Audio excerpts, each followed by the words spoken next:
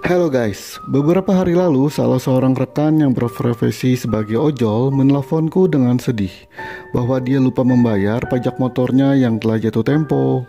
Lalu dia bertanya padaku, bagaimana cara menghitung denda keterlambatan pajak motor agar dia bisa membayar secepatnya. Dan video ini untuk kawan, tutorial cara menghitung denda keterlambatan pajak kendaraan bermotor. Happy watching!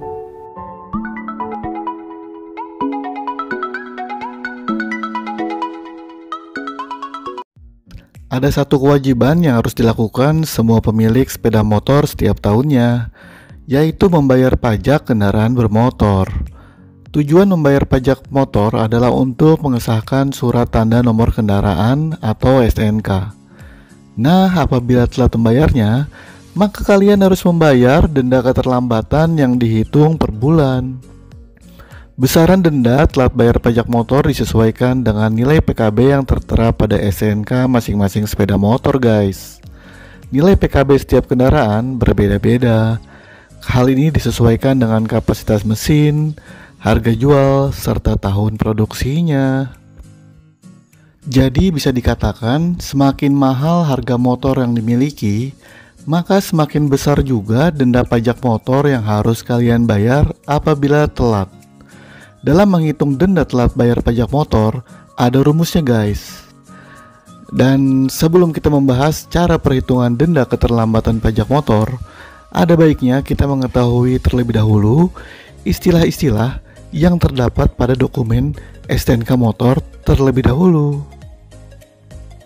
Yang pertama, kita harus tahu apa itu BBNKB. BBNKB merupakan singkatan dari bea balik nama kendaraan. Besarnya BBNKB adalah 10% dari harga motor atau off the road, atau harga faktur untuk motor baru dan motor bekas 1 second sebesar 2/3 pajak PKB-nya guys. Lalu yang kedua yaitu PKB.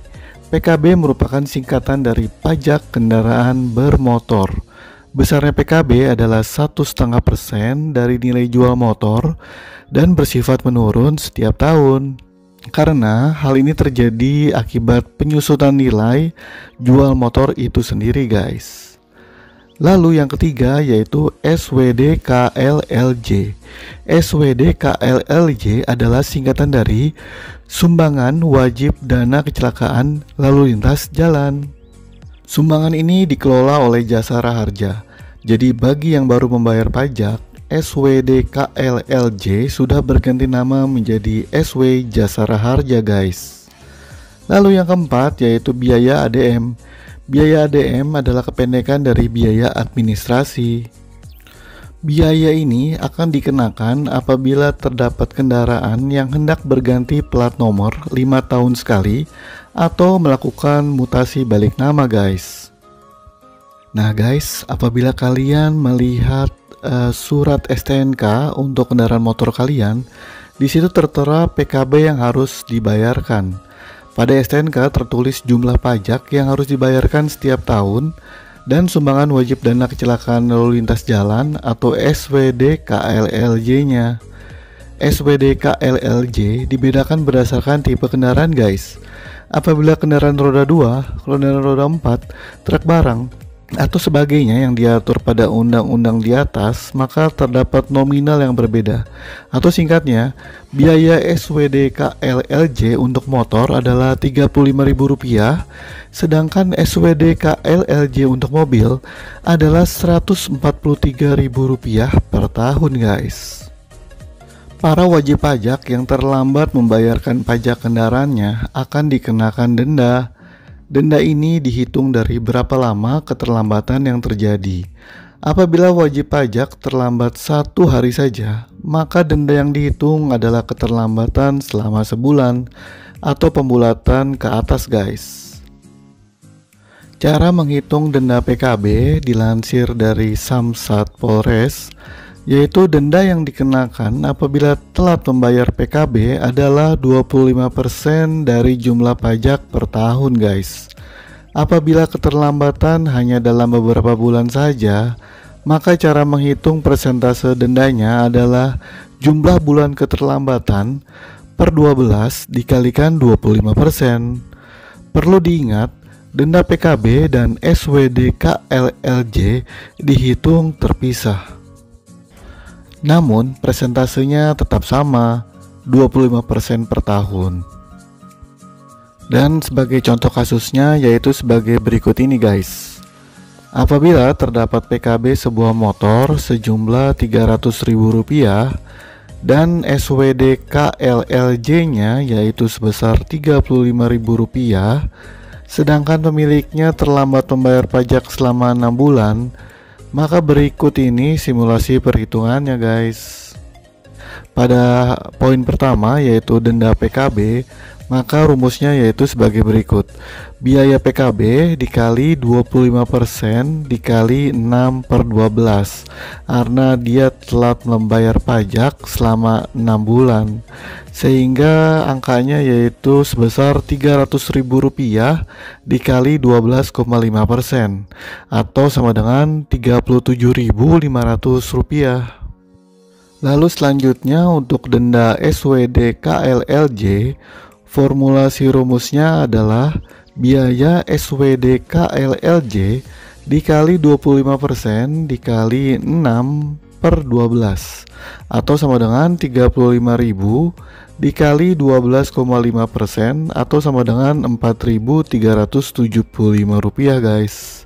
Jadi untuk sekadar mengingatkan, denda atau pembayaran SWD KLLJ untuk motor yaitu sebesar Rp35.000, sehingga jumlah denda yang harus dibayarkan yaitu denda PKB ditambah dengan denda SWD KLLJ yaitu sebesar Rp37.500 ditambah Rp4.375 yaitu sebesar Rp41.875. Nah, sedangkan untuk jumlah total yang harus kalian bayarkan untuk tahun PKB tersebut yaitu PKB ditambah SWD KLLJ ditambah total denda, atau totalnya yaitu Rp300.000 ditambah Rp35.000 ditambah Rp41.875, atau sebesar total Rp376.875. Dan dari simulasi tersebut, maka pemilik kendaraan bermotor yang menunggak pajak selama 6 bulan harus membayar pajak tahun tersebut sebesar Rp376.875. Meski PKB dan SWD KLLJ tiap kendaraan berbeda, tetapi simulasi perhitungan di atas dapat digunakan untuk menghitung jumlah denda yang harus dibayarkan apabila terlambat membayar pajak. Dan sebagai informasi guys, apabila kalian terlambat membayar PKB selama 1 hari saja, maka keterlambatannya akan dibulatkan menjadi 1 bulan. Lalu keterlambatan selama 1 bulan 1 hari juga akan dibulatkan menjadi keterlambatan 2 bulan. Begitupun 2 bulan lebih 1 hari, maka akan dibulatkan menjadi keterlambatan 3 bulan. Begitupun seterusnya, seperti keterlambatan 9 bulan 1 hari akan dibulatkan menjadi keterlambatan 10 bulan dan seterusnya. Dan biasanya guys, selain kalian harus membayar PKB yang telat beserta dendanya, kalian pun akan diwajibkan membayar langsung PKB tahun yang sedang berjalan. Hal ini biasanya terjadi agar kalian tidak mengulangi keterlambatan serupa pada PKB tahun berjalan. Atau tepatnya sebagai contoh begini. Pada tahun 2020 ini, kalian dalam kondisi telat membayar PKB tahun 2019 selama 1 tahun 1 bulan. Itu berarti kalian harus membayar PKB tahun 2019 beserta dendanya. Dan selain itu, kalian pun diharuskan untuk membayar PKB tahun 2020 yang sedang berjalan ini agar tidak terjadi keterlambatan serupa pada PKB 2020. Sehingga saran dari kami, sebaiknya teman-teman tidak lupa menyiapkan dana tambahan ketika hendak melunasi PKB tersebut.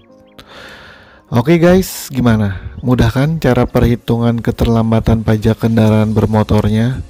Semoga teman-teman selalu taat pajak ya, agar tidak membayar denda keterlambatan tersebut dan sekaligus menjadi warga negara yang baik yang selalu tepat waktu dalam membayar pajak.